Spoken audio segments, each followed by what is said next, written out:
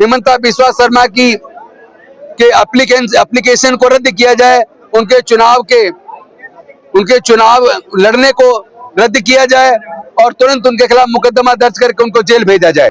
मान सम्मान के लिए लड़ेंगे और केवल मान सम्मान के लिए नहीं, बल्कि इस संविधान के लिए, जिस संविधान ने हमें मनुस्मृति से छुटकारा देकर हमें इंसानियत का दर्जा दिया, हमारे आगे बढ़ने का रास्ता बनाया, हमें संविधान की रक्षा के लिए अगर प्राणों की आहुति भी देनी पड़े तो हम देंगे। तो बीजेपी का तो ये प्रवृत्ति रही है कि जो जितनी ज्यादा नफरती बात करे, जितना ज्यादा हिंदू मुसलमान करे, जितना ज्यादा दलितों को गाली दे, उतना ही ज्यादा उसको बीजेपी में प्रमोशन मिलता है।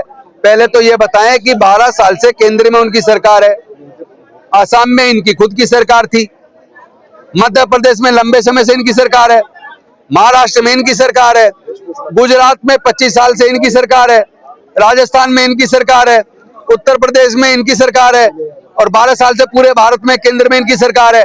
तो पहले तो हिमंता बिस्वा शर्मा, अगर थोड़ी भी शर्म है, अमित शाह जी को जरा सी भी अगर शर्म है, तो पहले तो बताएं उन्होंने इन 12 सालों में कितने घुसपैठिए विदेश भेज दिए। आपके पास ये बताइए, कभी जो आरोप लगे उसके बारे में सवाल पूछने का सवाल है कि नहीं है? आपके पास सवाल है? नहीं, आप बताइए हजारों करोड़ का घोटाला करके जो इन्वेस्टमेंट किया अमेरिका के अंदर, उसके बारे में आपके पास कोई सवाल नहीं है? हिंदू मुसलमान के नाम पे दंगाई जो भाषण देते हैं, उसके बारे में आपके पास कोई सवाल नहीं है?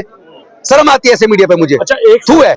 उन्होंने इस देश के सबसे सीनियर मोस्ट अम्बेडकरवादी दलित नेता, कांग्रेस के राष्ट्रीय अध्यक्ष मल्लिकार्जुन खड़गे जी के लिए बेहद अशोभनीय, निंदनीय शब्दों का इस्तेमाल किया, बेहद घटिया स्तर का इस्तेमाल किया।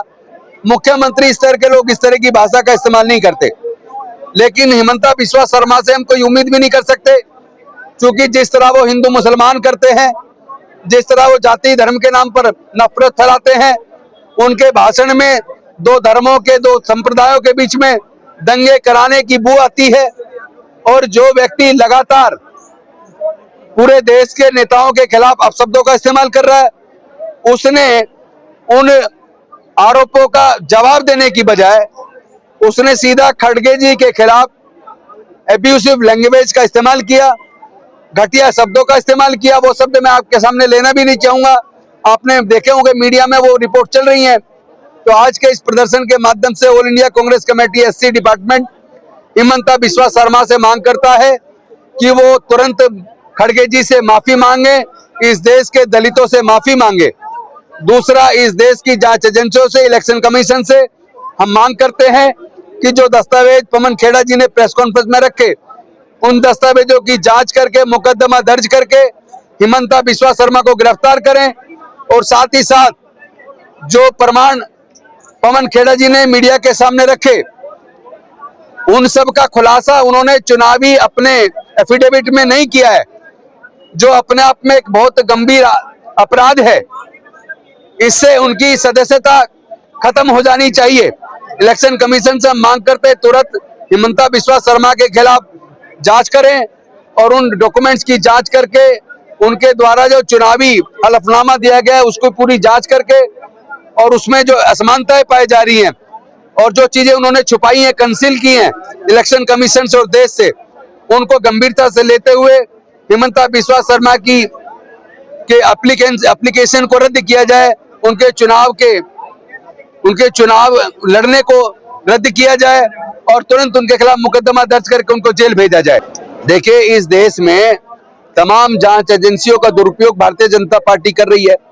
भारतीय जनता पार्टी मनुवादी पार्टी है। इस देश के इस संविधान को खत्म करके वो मनुस्मृति लागू करना चाहते हैं, सब जानते हैं।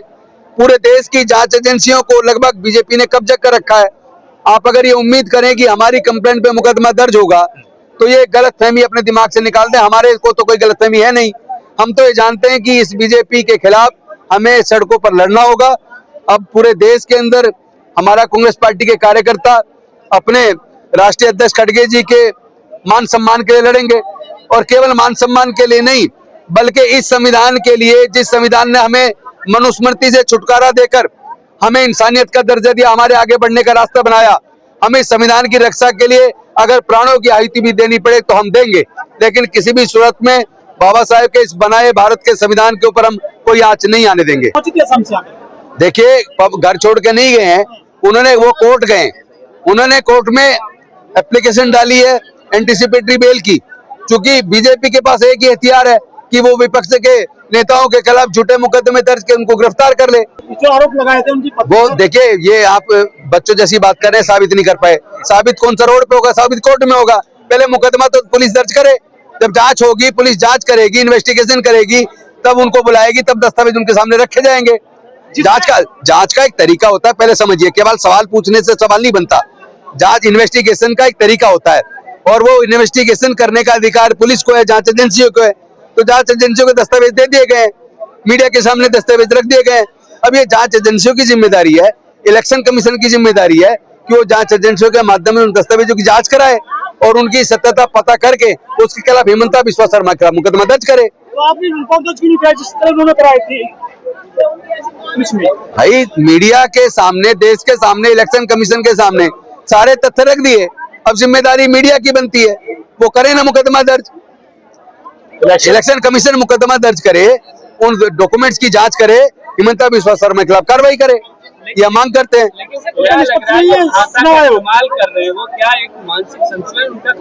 नहीं, मानसिक संतुलन नहीं, बीजेपी में इस तरह की भाषा बोलने वाले को प्रमोशन मिलता है।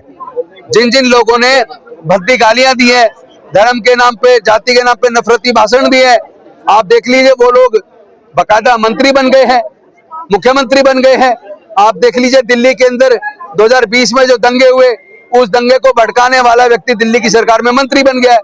तो बीजेपी का तो ये प्रवृत्ति रही है कि जो जितनी ज्यादा नफरती बात करे, जितना ज्यादा हिंदू मुसलमान करे, जितना ज्यादा दलितों को गाली दे, उतना ही ज्यादा उसको बीजेपी में प्रमोशन मिलता है। वो मंत्री भी बनते हैं, मुख्यमंत्री भी बनते हैं, तो वहां तो बढ़ावा मिलता है ऐसे बिहेव करने वाले लोगों को। है कि कांग्रेस जो है वो घुसपैठियों के बचाव में उतरी हुई है, इसलिए ये हेमंता बिस्वा शर्मा, पहले तो ये बताएं कि 12 साल से केंद्र में उनकी सरकार है, आसाम में इनकी खुद की सरकार थी, मध्य प्रदेश में लंबे समय से इनकी सरकार है, महाराष्ट्र में इनकी सरकार है, गुजरात में 25 साल से इनकी सरकार है, राजस्थान में इनकी सरकार है, उत्तर प्रदेश में इनकी सरकार है, और 12 साल से पूरे भारत में केंद्र में इनकी सरकार है। तो पहले तो हेमंता बिस्वा शर्मा, अगर थोड़ी भी शर्म है, अमित शाह जी को जरा सी भी अगर शर्म है, तो पहले तो बताएं उन्होंने इन 12 सालों में कितने घुसपैठिए विदेश भेज दिए, कितने घुसपैठिए को उन्होंने उनके देश में वापस भेजा है, वो आंकड़े जारी करें। और अगर नहीं कर सकते तो उन्हें शर्म से डूब मरना चाहिए, देश से माफी मांगनी चाहिए। वो चुनाव के लिए केवल घुसपैठिए शब्द का इस्तेमाल करते हैं, हिंदू मुसलमान का इस्तेमाल करते हैं, और उसके बाद उन्हें मुस्लिम देशों से वो पासपोर्ट भी बनवाते हैं, तो उनके यहाँ बिरयानी खाने भी चले जाते हैं। कांग्रेस के लिए घुसपैठिया कोई मुद्दा है या नहीं है? देखिए, आपके पास ये बताइए, कभी जो आरोप लगे उसके बारे में सवाल पूछने का सवाल है कि नहीं है? आपके पास सवाल है? नहीं, आप बताइए, हजारों करोड़ का घोटाला करके जो इन्वेस्टमेंट किया अमेरिका के अंदर, उसके बारे में आपके पास कोई सवाल नहीं है? हिंदू मुसलमान के नाम पे दंगाई जो भाषण देते हैं, उसके बारे में आपके पास कोई सवाल नहीं है? शर्म आती है ऐसे मीडिया पे मुझे। अच्छा, एक सवाल यह है सर, चुनाव आयोग से आप उम्मीद रख रहे हैं कि वो जांच करे, जबकि भाई हमारा प्रजातंत्र में हमारा अधिकार है धरने प्रदर्शन के माध्यम से जनता के बीच में मुद्दों को लेके जाना। हम जनता के बीच जा रहे हैं, जो हम कर सकते हैं मीडिया के सामने रख रहे हैं। लेकिन जांच एजेंसी अपना काम करें। अगर वो गुलामी स्वीकार कर चुकी हैं, अगर वो जिस संविधान उनको पावर दी है, उसका इस्तेमाल अगर जनता के हित में ना करके वो बीजेपी के लिए इस्तेमाल कर रही है, उसका एक ही तरीका है, हम जनता के बीच में जाके जनता को जागरूक करके अपनी इस लड़ाई को तेज करें। वो हम कर रहे हैं। सर, पश्चिम बंगाल में SIR के जरिए 92 लाख वोट काट दिए गए हैं, कैसे दिखता है? बीजेपी चुनाव जीतने के लिए कुछ भी करेगी। वो इस देश की तमाम जांच एजेंसियों को के द्वारा झूठे मुकदमे दर्ज करवाकर विपक्ष के नेताओं को दबाव डालने के लिए उनकी गिरफ्तारियां भी करवाएगी। वो इलेक्शन कमीशन का इस्तेमाल करके लोगों की जायज वोट भी कटवाएगी, और तो और EVM के माध्यम से जो वोट की चोरी होती है वो भी करवाएगी। लोग आवाज उठा रहे हैं, पूरे देश के अंदर बोल रहे हैं, लेकिन उसके बाद भी इलेक्शन कमीशन पर कोई जू नहीं चलती। और जिस तरह की भाषा का इस्तेमाल, कल जब पश्चिमी बंगाल के तृणमूल कांग्रेस के नेता जाकर इलेक्शन कमीशन के अधिकारियों से मिले, और जिस तरह की गंदी गुंडों वाली भाषा का इस्तेमाल इलेक्शन कमीशन ने कल किया है, ये बेहद शर्मनाक है। हम उसकी निंदा करते हैं। इलेक्शन कमीशन को निष्पक्ष होना चाहिए, उसकी जिम्मेदारी बनती है फ्री, फेयर, ट्रांसपेरेंट चुनाव कराने की। आप बताइए, अगर एक भी वोटर जिसका वोट जायज है, बनता है, हक बनता है, उसका वोट काट दिया जाए, तो इसकी जिम्मेदारी कौन लेगा? उसकी भरपाई कौन करेगा? अभी तो मैं पता लगाऊंगा कितने दलितों के वोट कटे हैं, क्योंकि SC/ST prevention of atrocity act के अंदर ये भी एक अपराध है कि अगर कोई किसी वोटर का, दलित वोटर का जायज वोट काट देता है तो उसके खिलाफ एट्रोसिटी एक्ट के सेक्शन 3 में मुकदमा दर्ज हो सकता है। वो हम कराएंगे। सर, चुनाव आयोग का ट्वीट कैसे देखते हैं, जिस तरह से उन्होंने TMC वो धमकी भरा है, वो TMC को धमकी दे रही है। एक तो देखो, या तो वो ये कहती कि हम ये आश्वस्त करते हैं कि हम चुनाव फेयर कराएंगे, कोई गुंडागर्दी नहीं होने देंगे, कोई हिंसा नहीं होने देंगे, समझ में आती। लेकिन ये लिखना कि तृणमूल कांग्रेस को दो टूक, इसका मतलब क्या तुम बीजेपी के गुलाम बन गए हो? क्या बीजेपी के कार्यकर्ता बन गए हो? क्या बीजेपी के कहने पे धमका रहे हो? ये तो शर्म की बात है बहुत। उनको ये चाहिए था, इलेक्शन कमीशन निष्पक्ष है, किसी राजनीतिक पार्टी से कोई मतलब नहीं है, संविधान ने उनको जिम्मेदारी दी है फ्री फेयर ट्रांसपेरेंट चुनाव कराने की। तो इलेक्शन कमीशन को कहना तो ये चाहिए था कि हम पश्चिम बंगाल में कोई गुंडागर्दी नहीं होने देंगे, हिंसा नहीं होने देंगे, दबाव नहीं होने देंगे, पैसे का चलन नहीं होने देंगे, ईमानदारी से वोट कराएंगे। लेकिन ये कहने की बजाय एक वो पार्टी जो सत्ता में, उसको धमकाने का काम कर रहे हैं। इलेक्शन कमीशन तो पार्टी बन गया है। ये बेहद शर्मनाक है। खड़गे साहब को लेकर जो मैटर है उसमें सिर्फ SC ही आया है सड़क पर, बाकी कांग्रेसी क्यों नहीं आए? नहीं, हमारे साथ और भी लोग हैं, यहाँ कोई हमने सबकी जाति थोड़ा ना पूछी है। डिपार्टमेंट ने पहल की कि हम प्रदर्शन कर रहे हैं, इसका मतलब ये नहीं है कि इसमें केवल SC के लोग ही शामिल हों, पूरी पार्टी के लोग शामिल होते हैं।